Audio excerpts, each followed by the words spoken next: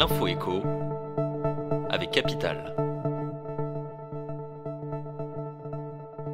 On commence par le chiffre du jour, 42%, c'est la proportion des véhicules thermiques vendus qui seront soumis à un malus selon le projet de loi de finances 2024, ce qui représente une hausse de près de 5 points en un an. L'année 2024 sera donc synonyme de passage à la caisse pour des milliers de Français qui souhaitaient acheter un véhicule neuf. Dans le viseur du gouvernement notamment, les SUV et les voitures sportives. En effet, au 1er janvier, le malus au poids va se durcir pour se déclencher à 1,6 tonnes contre 1,8 tonnes actuellement. On enchaîne avec le fait du jour. Finalement, les règles de l'assurance chômage ne changeront pas dès janvier 2024. Le gouvernement ne va pas valider en l'état la nouvelle convention d'assurance chômage issue d'un accord trouvé entre les partenaires sociaux le 10 novembre dernier, selon plusieurs sources syndicales citées par l'AFP. La convention chômage ne sera pas agréée dans l'immédiat et il y aura un décret pour prolonger les règles actuelles d'indemnisation chômage jusqu'à fin juin 2024, a indiqué un négociateur syndical.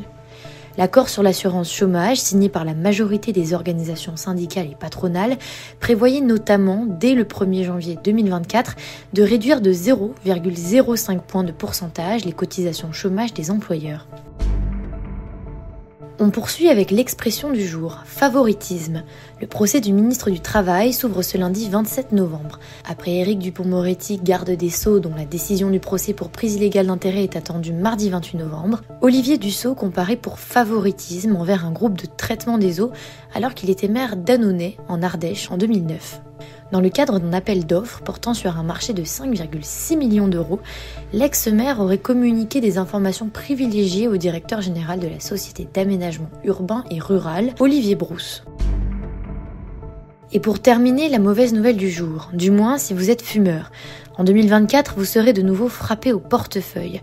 Alors que les prix des paquets à partir du 1er janvier prochain seront publiés en décembre, les fabricants de cigarettes ont déjà fait leurs calculs en se basant sur une inflation de 4,7% pour 2024. Le prix du paquet de cigarettes, qui a augmenté de plus de 3 € en moins de 5 ans, progressera ainsi de nouveau en janvier, une hausse qui devrait tourner autour de 40 à 50 centimes. Les buralistes craignent la contrebande, car les taxes rapportent moins que prévu à l'État. C'était l'info écho avec Capital.